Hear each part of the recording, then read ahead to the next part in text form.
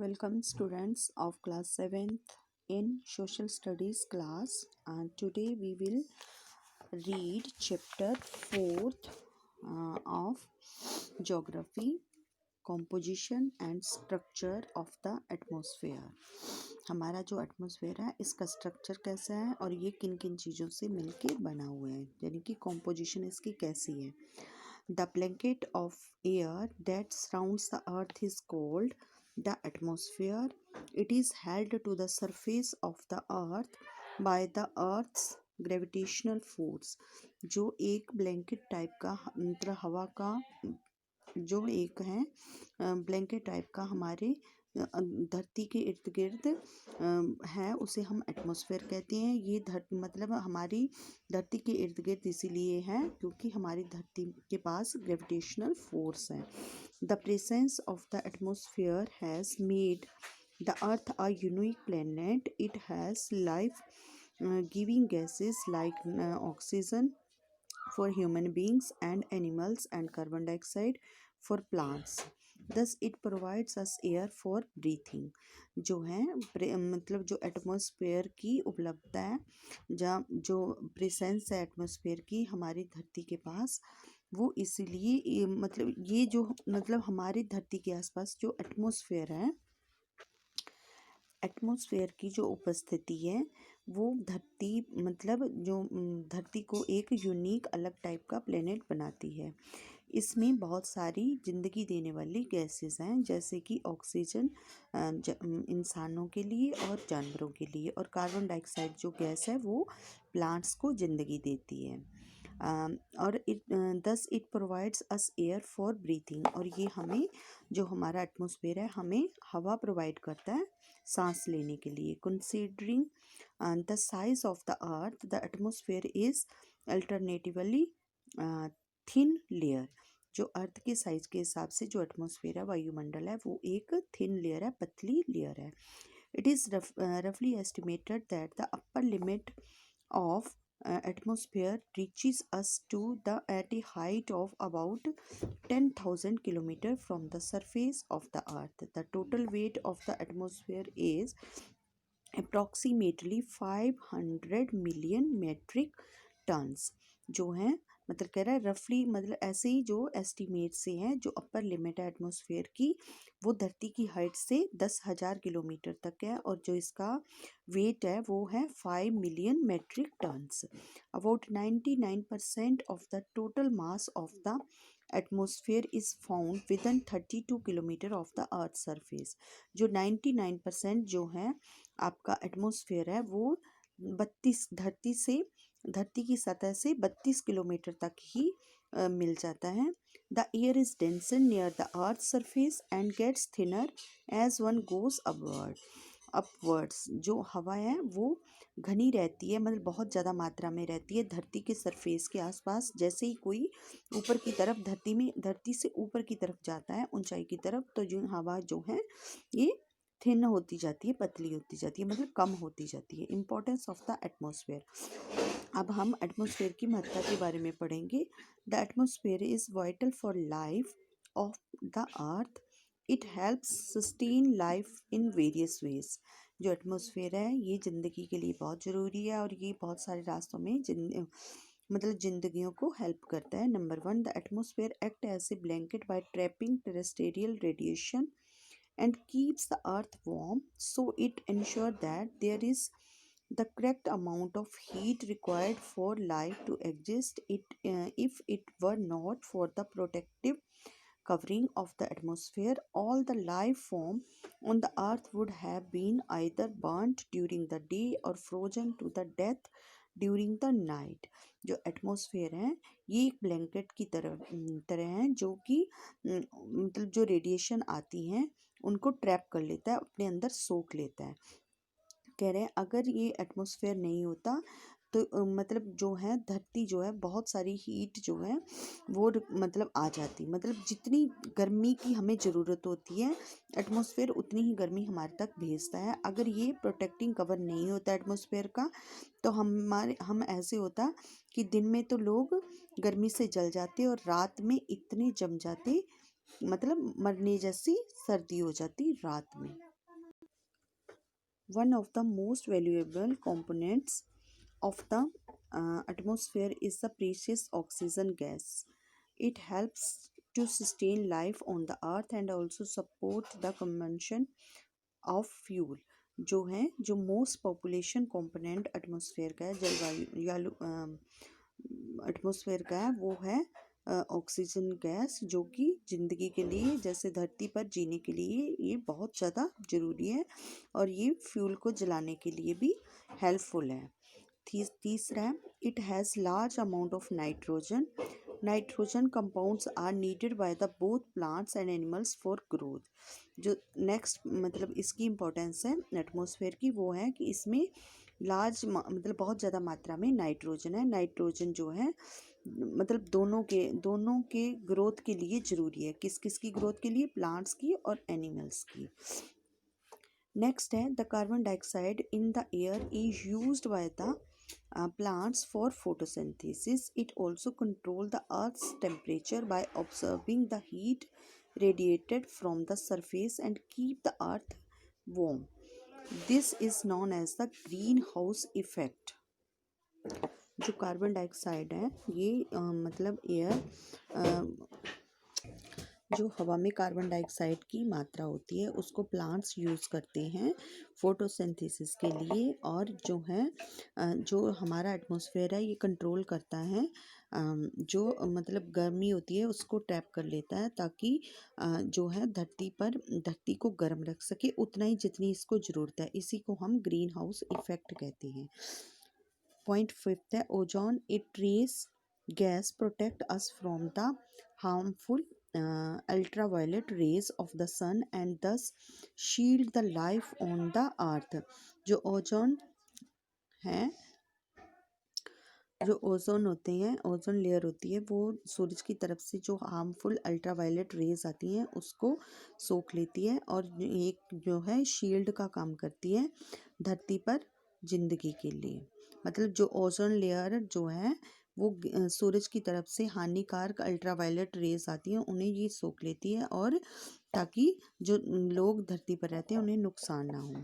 The atmosphere also protect earth from the falling meteors, which mostly burn out by frictions when they enter the atmosphere.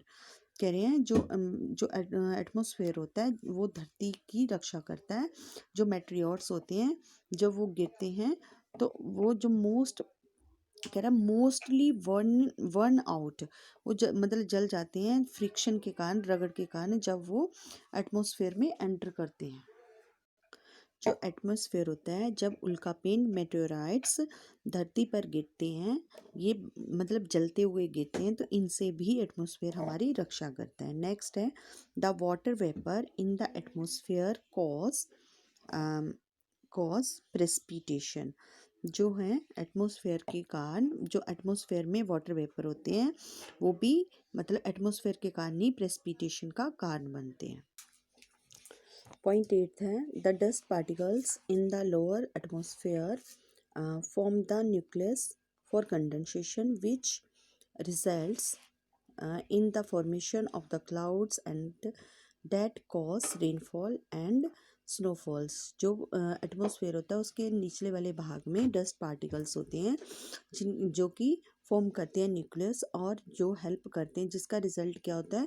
Condensation, और जिससे मतलब condensation से फिर बादल बनते हैं और जिनसे बारिश होती है और बर्फबारी होती है। नेक्स्ट पॉइंट है, atmosphere enable us to hear sound due to the presence of air. जो एटमॉस्फेयर है उसके कारण ही वो हमें योग्य बनाता है आवाज़ सुनने के लिए। Moreover radio waves reflected back to the atmosphere, मतलब जो रेडियो वेव्स होती हैं वो रिफ्लेक्ट होके वापस आती हैं एटमॉस्फेयर में, which makes satellites communication possible, जिसके कारण सैटेलाइट से कम्युनिकेशन करना आसान हो जाता है। नेक्स्ट है आपका नेक्स्ट है composition of atmosphere.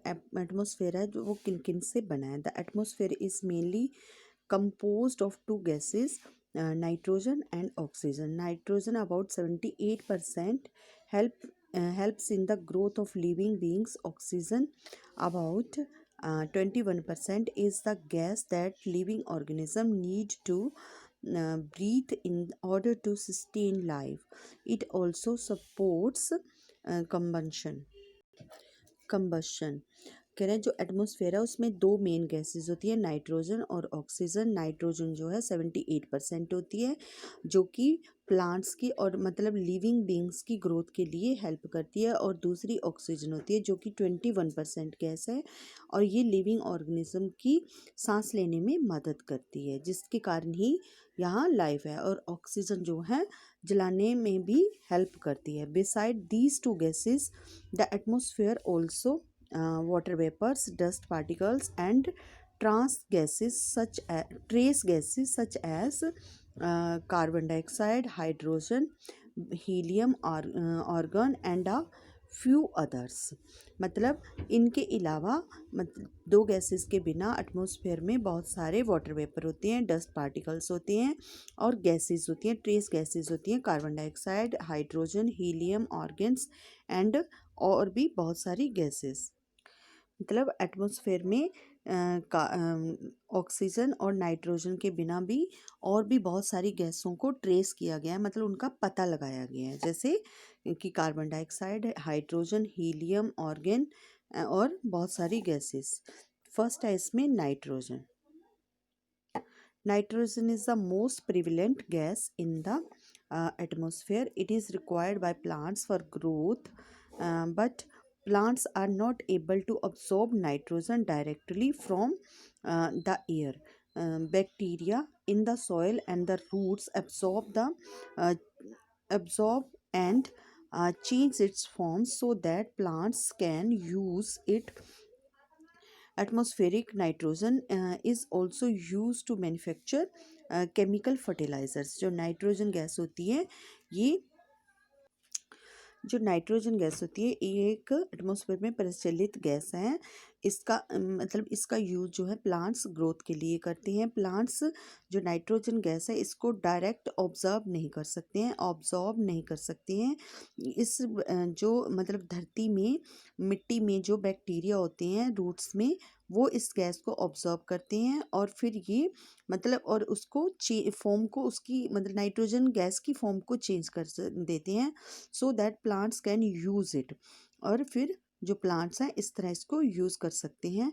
Atmosphere gas जो होती है इससे केमिकल फर्टिलाइज़र भी बनते हैं। It is also use to manufacture chemical fertiliser. Next है आपकी oxygen. Oxygen is the second most important gas in the atmosphere. Its share is about 21% of the clean dry air. It is found only in the lower layer of the atmosphere. Also, all living beings need it for breathing. The share of oxygen in the atmosphere remains constant as the plants produce oxygen during photosynthesis. कह रही जो दूसरी gas है बहुत ज़्यादा महत्वपूर्ण atmosphere में, वो आपकी ऑक्सीजन गैस है, जिसका शेयर जो है भाग जो है 21% है। कह रही इस गैस को मतलब जो कि धरती के नियर जो मतलब धरती के पास पास का जो हिस्सा है, लोअर लेयर जो है धरती की, उसमें ये गैस पाई जाती है, और सारे जो लिविंग बींग्स है उनको सांस लेने के लिए ये मदद करती है। इसका जो एटमॉस्फेयर में है ये कांस्टेंट रहती है, मतलब एक जैसी रहती है, क्योंकि प्लांट्स जो हैं अपना जो फोटोसिंथेसिस का जो प्रोसेस होता है उसके ड्यूरिंग ऑक्सीजन गैस को छोड़ते रहते हैं। स्टूडेंट्स इसके साथ आपने अपनी नोटबुक में ये कॉम्पोजिशन ऑफ एटमॉस्फेयर बनाना है, ये वाला, ठीक है। नेक्स्ट है आपकी carbon dioxide. Carbon dioxide is another vitally important gas, though it makes us only 0.03% of the atmosphere. Green plants need carbon dioxide and water to manufacture food. They take in carbon dioxide and convert it to the starch in the presence of the sunlight using chlorophyll. This phenomenon is called photosynthesis, मतलब carbon dioxide जो है वो atmosphere में इसकी 0.03% है। ये carbon dioxide जो है ग्रीन प्लांट्स के लिए मतलब अपना भोजन बनाने के काम में लाते हैं। जब ये मतलब कार्बन डाइऑक्साइड को मतलब वाटर, कार्बन डाइऑक्साइड वाटर जो है ये ग्रीन प्लांट्स का भोजन बनाने के काम आती हैं। जो ग्रीन पौधे हैं ये मतलब कार्बन डाइऑक्साइड को लेते हैं और इसको स्टार्च में कन्वर्ट कर देते हैं सनलाइट में, मतलब सूरज की रोशनी में, यूजिंग क्लोरोफिल, और इसी को हम जो है फोटोसिंथेसिस कहते हैं। Carbon dioxide absorb terrestrial radiation and radiate it back to the earth. This trapping of energy by the carbon dioxide in the atmosphere produce what is called the greenhouse effect, and it is therefore called the greenhouse effect। जो carbon dioxide है वो terrestrial radiation को observe करती है और फिर इसे धरती में ही वापस रेडिएट कर देती है, विकिरण कर देती है। तो इसी को जो है कार्बन डाइऑक्साइड जो है मतलब एटमॉस्फेयर में जो मात्रा है, इसी को हम ग्रीन हाउस इफेक्ट कहते हैं। स्टूडेंट्स, इसके साथ आज हम इतना ही लेसन की रीडिंग करेंगे। So your homework is read chapter carefully and draw this diagram and this in your geography notebook. Thank you.